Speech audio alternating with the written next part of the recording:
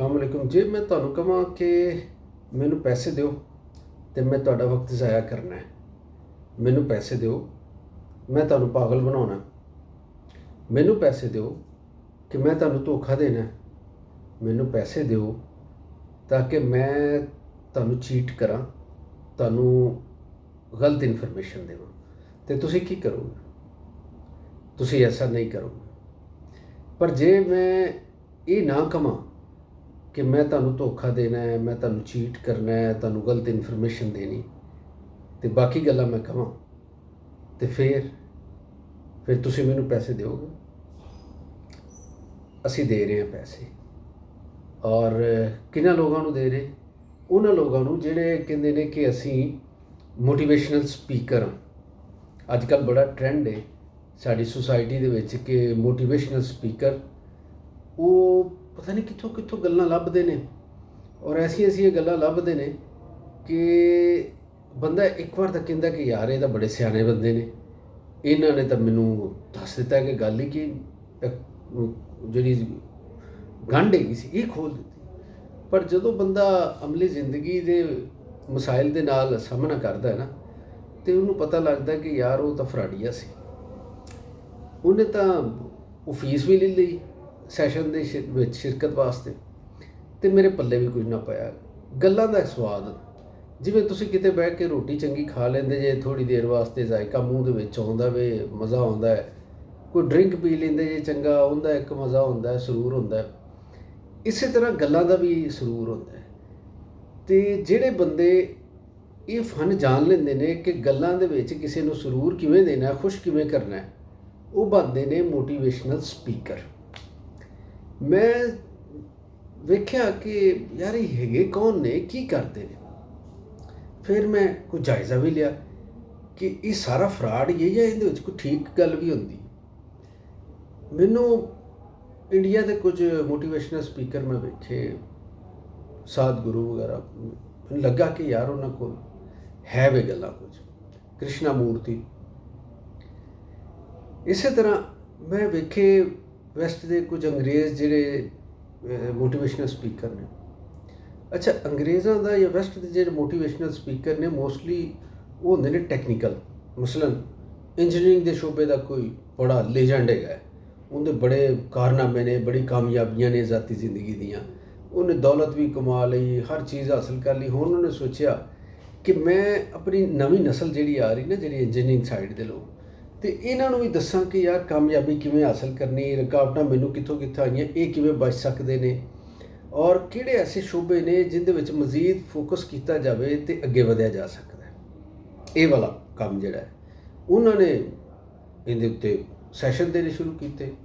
और वो ऐसे लोग ने कि कई बार वो जिहड़ी फीस लैंदे ने वो भी किसी कार्य जिहड़ा खैर होंदा उहदे वास्ते वो पैसे जिहड़े ने डोनेट कर देंदे ने। बहुत पैसे कमा रहे हैं लोग। लेकिन ये गल एक समझ आई कि टैक्नीकल इल्म जिहड़ा आम तौर पर लोगों को नहीं होता वो दसदे ने, और उनदे विच उही लोग शिरकत करते हैं जिहड़े उस शोबे दे होंदे ने। ये नहीं होंदा कि असीं किसी यूनिवर्सिटी वाले नाल गल कीती, किसी दोस्त नाल कि यार असीं इत्थे मोटिवेशन अपना लैक्चर रखना ते तुसीं इस तरह करो, स्टूडेंट्स नूं ते टीचर नूं इकट्ठे करो, ते वो टीचर स्टूडेंट आ जाएंगे। तो हुण उहदे विच हर तरह के लोग बैठे ने, तो असीं हुण उन्हां ते साबित करना है कि बरतर हैगे असीं, साडे कोल इनफॉर्मेशन ज़्यादा है, गुफ्तगू का ढंग बहुत है। तो फिर जनाब असीं कदी चले जाने साइंस वाल, कदी चले जाने तसव्वुफ वाल, कदी दीन वाल चले जाने, और कदी जनाब असीं सियासी मौजूआत ते चले जाने। और सियासी मौजूआत भी ये वेखते कि यार ये बस उत्ते उत्ते ही गल रहे, कोई नाराज़ ना हो। अच्छा, ऑडियंस चूँकि हर तरह के लोगों की होंदी, तो जिहड़ा मोटिवेशनल स्पीकर होंदा उन्होंने भी पता नहीं लगता कि मैं गल की करनी, वो फोकस्ड नहीं होंदा। तो इंज इधर उधर दियां मार के तो चला जाता है। तस्वीरां सोशल मीडिया पर पाईयां जांदियां ने, अखबारां 'च छपवाईयां जांदियां ने, टीवी के उत्ते उहदी कवरेज लई जांदी, और लोगों के उत्ते एक तासुर छड्डण की कोशिश की सारी सोशल मीडिया के नाल बनाई जाती इमेज एक कि ये बंदा बड़ा सियाना है और बड़ियां गल्लां की।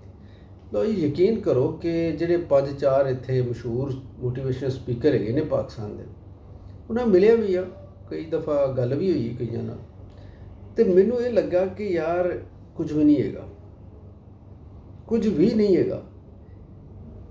ਇਹ ਲੋਕ ਸਾਡੇ ਕੋਲ ਪੈਸੇ ਲੈਂਦੇ ਨੇ, ਕੌਮ ਨੂੰ ਪਾਗਲ ਬਣਾਉਂਦੇ ਨੇ।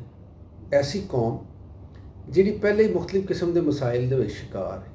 ਮਸਲ ਤੁਹਾਨੂੰ ਮੈਂ ਅਗਰ ਫੌਰੀ ਤੌਰ 'ਤੇ ਕਹਾਂ ਕਿ ਆਪਣਾ ਮਸਲਾ ਦੱਸੋ, ਤਾਂ ਤੁਸੀਂ ਇਹਨਾਂ ਦਿਨਾਂ 'ਚ ਕੀ ਦੱਸੋਗੇ ਕਿ ਬਿਜਲੀ ਨਹੀਂ ਆਉਂਦੀ, ਬਿਜਲੀ ਦਾ ਬਿੱਲ ਜ਼ਿਆਦਾ ਹੈ, ਮੁਲਕ ਦੇ ਵਿੱਚ ਅਮਨ ਅਮਾਨ ਨਹੀਂ ਹੈਗਾ, ਗਵਰਨੈਂਸ ਚੰਗੀ ਨਹੀਂ ਹੈਗੀ, ਇਨਸਾਫ ਨਹੀਂ ਹੈਗਾ, ਪੁਲਿਸ ਖਰਾਬ ਹੈ। ਤੁਸੀਂ ਇਹੋ ਜਿਹੇ ਮਸਾਇਲ ਦੱਸੋਗੇ। ਤੁਸੀਂ ਦੱਸੋਗੇ ਕਿ ਬੱਚਿਆਂ ਦੀ ਐਜੂਕੇਸ਼ਨ ਜਿਹੜੀ ਹੈ ਉਹਦੇ ਖਰਚੇ ਪੂਰੇ ਕਰਨੇ ਮੁਸ਼ਕਿਲ ਹੋ ਗਏ ਨੇ। ਇਹ ਦੱਸੋਗੇ ਕਿ ਬੱਚਾ ਪੜ੍ਹ ਗਿਆ ਹੈ, ਉਹਦਾ ਰੋਜ਼ਗਾਰ ਕਿਤੇ ਨਹੀਂ, ਬੇਟੀ ਜਿਹੜੀ ਹੈ ਉਹਦੇ ਵਾਸਤੇ ਰੋਜ਼ਗਾਰ ਕਿਤੇ ਨਹੀਂ ਹੈਗਾ, ਮਾਹੌਲ ਉਹਦੇ ਵਾਸਤੇ ਬਿਹਤਰ ਨਹੀਂ ਬਾਹਰ ਦਾ। ਇਹੋ ਜਿਹੀਆਂ ਚੀਜ਼ਾਂ ਤੁਸੀਂ ਦੱਸੋਗੇ ਨਾ। ਤੁਸੀਂ ਕਦੀ ਕਿਸੇ ਮੋਟੀਵੇਸ਼ਨਲ ਸਪੀਕਰ ਦੇ ਕੋਲੋਂ ਇਹਨਾਂ ਮਸਾਇਲ ਦੇ ਉੱਤੇ ਗੱਲ ਸੁਣੀ? ਨਹੀਂ ਸੁਣੀ। ਅਤੇ ਇਹ ਹਵਾ ਦੇ ਵਿੱਚ ਗੱਲਾਂ ਖੜੀਆਂ ਕਰਦੇ ਨੇ ਅਤੇ ਤੁਹਾਡੇ ਕੋਲ ਪੈਸੇ ਲੈਂਦੇ। ਉਹੀ ਕੰਮ ਜਿਹੜਾ ਮਜਮੇ ਵਾਲੇ ਕਰਦੇ ਨੇ, ਦਵਾਈਆਂ ਵੇਚਣ ਵਾਲੇ, ਜਿਹਨਾਂ ਦਵਾਈਆਂ ਦੇ ਵਿੱਚ ਕੋਈ ਅਸਰ ਵੀ ਨਹੀਂ ਹੁੰਦਾ ਅਤੇ ਉਹ ਤੁਹਾਨੂੰ ਵੇਚ ਜਾਂਦੇ ਨੇ।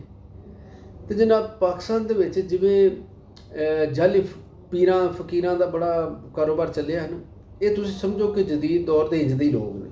ਜਿਹੜੇ ਮੋਟੀਵੇਸ਼ਨਲ ਸਪੀਕਰ ਨਾਲ ਗੱਲ ਕਰੋਗੇ ਉਹ ਸੂਫੀ ਦਾ ਲਾਜ਼ਮੀ ਹੋਵੇਗਾ ਨਾ, ਉਹ ਐਸੀ ਤੁਹਾਨੂੰ ਰਵਾਇਤਾਂ ਅਤੇ ਐਸੀਆਂ ਗੱਲਾਂ ਸੁਣਾਏਗਾ ਬਜ਼ੁਰਗਾਂ ਦੀਆਂ, ਤੁਸੀਂ ਕਹੋਗੇ ਯਾਰ ਕਿਆ ਬੰਦਾ ਹੈ। ਅਮਲੀ ਤੌਰ 'ਤੇ ਤੁਹਾਨੂੰ ਕਹੇਗਾ ਕਿ ਤੁਸੀਂ ਸਾਦਗੀ ਅਪਣਾਉਣੀ, ਜ਼ਿੰਦਗੀ ਸਾਦਾ ਰੱਖੋ, ਪੈਸੇ ਦੇ ਪਿੱਛੇ ਨਾ ਪਵੋ ਕੋਈ। ਅਤੇ ਉਹਨਾਂ ਦਾ ਲਾਈਫ ਸਟਾਈਲ ਤੁਸੀਂ ਜ਼ਰਾ ਵੇਖੋ, ਉਹਨਾਂ ਦੀਆਂ ਗੱਡੀਆਂ ਵੇਖੋ, ਉਹਨਾਂ ਦੀ ਰਿਹਾਇਸ਼ਗਾਹਾਂ ਵੇਖੋ, ਔਰ ਇਹ ਵੀ ਹਿਸਾਬ ਲਵੋ ਕਿ ਇਹਨਾਂ ਦਾ ਇਸ ਤੋਂ ਇਲਾਵਾ ਕੋਈ ਕਾਰੋਬਾਰ ਹੈਗਾ।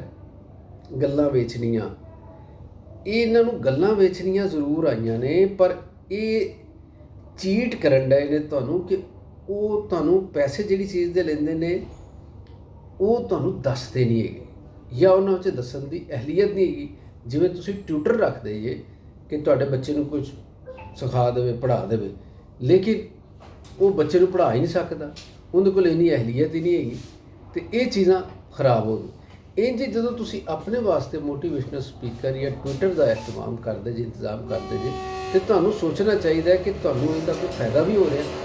ਵਰਨਾ ਪਾਕਿਸਤਾਨ ਦੇ ਵਿੱਚ ਜਿਹੜੀ ਲਾਟ ਆ ਰਹੀ ਹੈ, ਇਹਨਾਂ ਦਾ ਤੁਸੀਂ ਬਾਈਕਾਟ ਕਰੋ, ਇਹਨਾਂ ਦੀ ਹੌਸਲਾ ਸ਼ਿਕਨੀ ਕਰੋ, ਔਰ ਇਹਨਾਂ ਨੂੰ ਦੱਸੋ ਕਿ ਤੁਸੀਂ ਕੌਮ ਨੂੰ ਮਜ਼ੀਦ ਜ਼ਿਹਨੀ ਇੰਤਸ਼ਾਰ ਦਾ ਸ਼ਿਕਾਰ ਕਰਨ ਡਏ ਜੇ।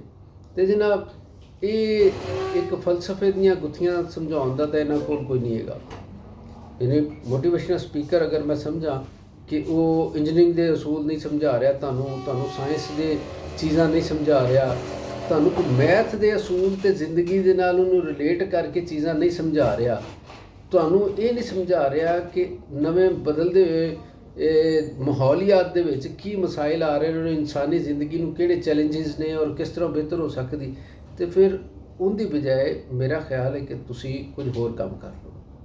ਅਤੇ ਇਹ ਅੱਜ ਦਾ ਇੱਕ ਵਲੌਗ ਮੈਂ ਸਮਝਣਾ ਸਭ ਜ਼ਰੂਰੀ ਹੈ ਕਿ ਜਿਹੜੀਆਂ ਚੀਜ਼ਾਂ ਸਾਡੀ ਜ਼ਿੰਦਗੀ 'ਚ ਦਾਖਲ ਹੋ ਰਹੀਆਂ ਨੇ, ਜਿਹੜੇ ਕਰੈਕਟਰ ਦਾਖਲ ਹੋ ਰਹੇ ਨੇ ਔਰ ਜਿਹੜੀਆਂ ਰਵਾਇਤਾਂ ਦਾਖਲ ਹੋ ਰਹੀਆਂ ਨੇ, ਅਸੀਂ ਉਹਦੇ ਉੱਤੇ ਵੀ ਗੱਲ ਕਰੀਏ, ਤਾਂ ਕਿ ਜਿਵੇਂ ਅਸੀਂ ਆਪਣੇ ਮਾਹੌਲ ਨੂੰ ਸਾਫ਼ ਸ਼ਫਾਫ ਰੱਖਣ ਦੀ ਕੋਸ਼ਿਸ਼ ਕਰਨੇ ਆ, ਆਪਣੇ ਸਿਆਸੀ ਮਸਾਇਲ ਅਤੇ ਮਾਸ਼ੀ ਮਸਾਇਲ ਨੂੰ ਹੱਲ ਕਰਨ ਦੀ ਕੋਸ਼ਿਸ਼ ਕਰਨੇ, ਇੰਝ ਸਾਡੇ ਸਮਾਜ ਦੇ ਵਿੱਚ ਜਿਹੜੇ ਅਨਾਸਰ ਕੋਈ ਖਰਾਬੀ ਪੈਦਾ ਕਰਨ ਦੀ ਕੋਸ਼ਿਸ਼ ਕਰ ਰਹੇ ਨੇ ਜਾਂ ਜਿਸ ਦੀ ਵਜ੍ਹਾ ਨਾਲ ਖਰਾਬੀ ਕੋਈ ਪੈਦਾ ਹੋ ਸਕਦੀ ਹੈ, ਉਹਦੇ ਉੱਤੇ ਵੀ ਅਸੀਂ ਗੱਲ ਕਰਦੇ ਰਹੀਏ।